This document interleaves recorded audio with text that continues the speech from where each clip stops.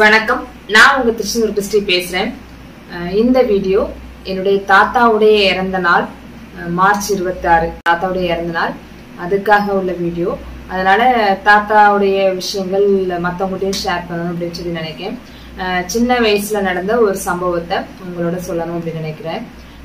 சின்ன வயசுல நான் சின்ன பிள்ளையா இருக்கும்போது லீவுக்கு சென்னையில இருந்து நாங்க இங்க வந்திருக்க சமயத்துல, அப்போ தாத்தா கிட்ட நான் சின்ன வயசுல வந்து நல்லா மண்ணிலலாம் போய் வெளியே போய் விளையாடிட்டு அது கேக் மாதிரி செஞ்சு எங்க தாத்தாட்ட, அப்போ எடுத்துட்டீங்கன்னா தாத்தா வந்து டாக்டர், தாத்தாவுடைய பேரு டாக்டர் JM மனோகரன் சர்வனர். அவங்க வந்து டாக்டரா இருந்தாங்க. அதுக்கப்புறம் அவங்க இறக்குறதுக்கு கொஞ்சம் காலங்களாக அவங்க தாத்தாவுக்கு கண்ணு தெரியாம இருந்து, அப்போ வந்து சின்ன வயசுனோடனே எனக்கு ஒரு விளையாட்டாக கேக்கு மாதிரி செஞ்சதை தாத்தாட்ட போய் இருந்தாங்க தாத்தா கேக்கு அப்படின்னு சொல்லி கொண்டு போய் கொடுத்தேன். தாத்தாவும் அதை டச் பண்றதுக்கு முன்னாடி, கேக்க தொடுறதுக்கு முன்னாடி உண்மையான கேக் கொடுக்க போறேன் அப்படின்னு நினைச்சிட்டு வாங்கி சாப்பிடாது கையிலிருந்து வாங்கினாங்க.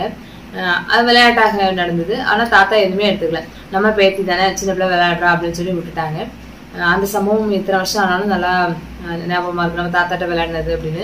இன்னும் சொல்லணும் அப்படின்னா, தாத்தாவுக்கு பிறந்தது 7 பிள்ளைகள்.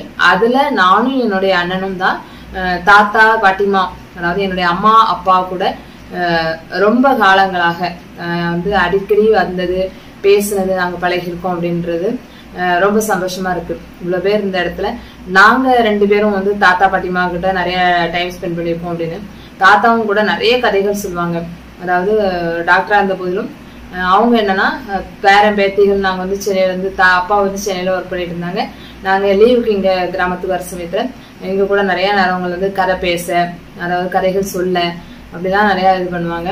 அதே மாதிரி எங்க கூட ரொம்ப அன்பா இருப்பாங்க. அதெல்லாம் வந்து நினைக்கும் போது இதா இருக்கு. அதே மாதிரி தாத்தா இறந்ததுக்கு அப்புறமும் கூட இப்போ வரைக்கும் நாங்க வெளியே போகும்போது அந்த காலத்து ஆட்கள் யாராவது இருக்க வந்து அவங்க தாத்தா பேர் சொன்னாலே உங்களுடைய பேத்தி உங்களுடைய பேர் அப்படின்னு சொல்ல முடியும், அப்படியா அவங்களுடைய அப்படின்ட்டு எவ்வளவோ நிறைய ஹெல்ப் பண்ணியிருக்காங்க, இவ்வளவு பேர் படிக்க வச்சிருக்காங்க. அதே மாதிரி உங்க தாத்தா காலத்துல எல்லாம் எடுத்துட்டு அடுத்தடுத்து ஆட்கள் குறைய நிறைய பேஷண்ட் அப்படி கூட்டமா இருக்கும் தாத்தாவுடைய ஹாஸ்பிட்டல்ல. வந்தவங்களுக்கு அவங்களுக்கு மருத்துவ உதவியும் பண்ணி அவங்களுக்கு போறதுக்கு வலிச்சளவுக்கு காசு இருக்கா அப்படின்னு சொல்லி கேட்டு கொடுத்து விடுவாங்க அப்படின்னு நிறைய பேர். அதாவது தாத்தா நம்ம வீட்டுல உள்ளவங்க சொல்றதோட மத்தவங்க சொல்லி கேட்கும் போது ரொம்ப சந்தோஷமா இருக்கும். பரவாயில்ல அப்படின்னு சொல்லி சில பேர்லாம் சொல்லுவாங்க, அதாவது உங்களுக்குன்னு எதுவும் சேர்த்து வைக்கலையே தாத்தாரு. அப்போ கூட எனக்கு அது பெருசா தெரிஞ்ச கிடையாது. ஏதோ நம்மளுக்குன்னு செஞ்சிருந்தா கூட நம்மளுக்கு மட்டும் தான் இருந்திருக்கும். நிறைய பேருக்கு வந்து பரவாயில்ல படிக்க வச்சிருக்காங்க, கல்யாணம் பண்றதுக்கு கல்யாண செலவு வந்து எடுத்து செஞ்சிருக்காங்க. என்ன சொல்ல போனா சில பேர்லாம் எடுத்துட்டா அவங்ககிட்ட இருக்கிற காசு மட்டும் தான் நம்ம வந்து, அதுவும் அவங்களுக்கு போக தான் மற்றவங்களுக்கு ஹெல்ப் பண்ணணும்னு தோணும். ஆனா தாத்தா எடுத்துக்கிட்டீங்கன்னா அவங்களுக்குன்னு எதுவும் வைக்கல, தனக்கு கடவுள் பார்த்துப்பாங்க அன்னைக்கு உள்ளத அப்படின்னு சொல்லிட்டு தான்ட்ட இருந்த நிலங்கள், அப்புறம் பாட்டிமாவுடைய 100 பவுன் நகை எல்லாமே வந்து 100 பவுன் நகையுமே வித்து மற்றவங்களுக்கு தான் ஹெல்ப் பண்ணாங்க. அதே மாதிரி நிலங்கள் நிறைய ஏக்கர் கணக்கா இருந்துச்சு, அதையும் பண்ணாங்க. அதுக்கப்புறம் என்ன சொல்லணும்னா சொந்தமா ஸ்கூல் இருந்துச்சு.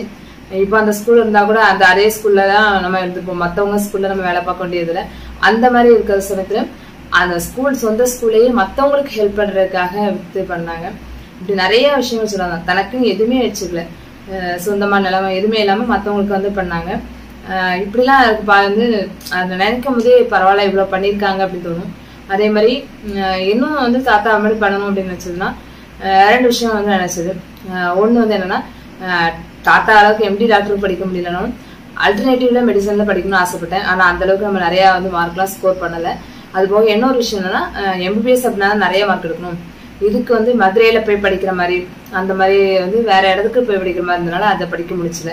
மற்ற கோர்ஸ் எல்லாம் படிச்சாலும் அதை ஒண்ணு படிக்க முடியல. அது ஒண்ணு இது இருக்கு, ஃபீல்டு இருக்கு. இருந்தாலும் அதை நம்ம முடியலன்னு வச்சுக்கோமே. ஆனா என்னன்னா, தாத்தாவிட்ட இருந்து இன்னொன்னு நான் என்ன பண்ணணும் அப்படின்னா, தாத்தா தனக்குன்னு இல்லாம மத்தவங்களுக்கு ஹெல்ப் பண்ணாங்க. நம்ம வந்து அப்படி பண்ணது இல்லை, நம்ம யாருமே அப்படி பண்ணணும் அப்படின்னு சொல்லி நினைக்க மாட்டோம். நம்மளுக்கு போக மத்தவங்களுக்கும் ஏதாவது ஹெல்ப் பண்ணணும். அதாவது எங்க தாத்தா சொல்றது என்னன்னா, ஒருத்தங்க பிறந்திருக்கோம்னா தனக்கு மட்டும் இல்லாம மத்தவங்களுக்கு வந்து உதவி பண்றவங்களா இருக்கணும், கடவுள் அதுக்கு தான் ஒருத்தரையும் படைப்பாங்க அப்படின்ற மாதிரி நம்ம வந்து அடுத்தவங்களுக்கும் ஏதாவது ஹெல்ப் பண்ற மாதிரி கண்டிப்பா என்னைக்காவது ஒரு நிலைமை வரும்போது நிறைய பேருக்கு ஹெல்ப் பண்ணணும் அப்படின்னு சொல்லி ஆசைப்படுறேன். இதுதான் வந்து தாத்தாட்ட இருந்து நான் வியந்த விஷயமும் நானும் அந்த மாதிரி பண்ணணும் அப்படின்னு வந்து ஒரு சில பேர் சொல்லுவாங்கல்ல, ஒருத்தவங்களை பார்த்தா இன்ஸ்பயர் ஆவாங்க, இன்ஸ்பிரேஷன் அப்படின்னு சொல்றாங்க. அந்த மாதிரி சொல்ல போறேன். தாத்தாட்ட இருந்து நான் கத்துக்கிட்டதும் அதான், தாத்தாட்ட இருந்து நான் பண்ணணும் அப்படின்னு நினைக்கிறதும் அதுதான். இன்னைக்கு தாத்தாவுடைய இறந்த நாள்ல இந்த சம்பவத்தை உங்க கூட ஷேர் பண்றதுல நான் உண்மையிலே ரொம்ப பெருமையா இருக்கு, சந்தோஷமா இருக்கு. மீண்டும் உங்கள் அனைவரையும் அடுத்த வீடியோவில் சந்திக்கும் வரை உங்களிடமிருந்து விடைபெறுவது உங்கள் திருச்செந்தூர் கிறிஸ்டி. நன்றி, வணக்கம்.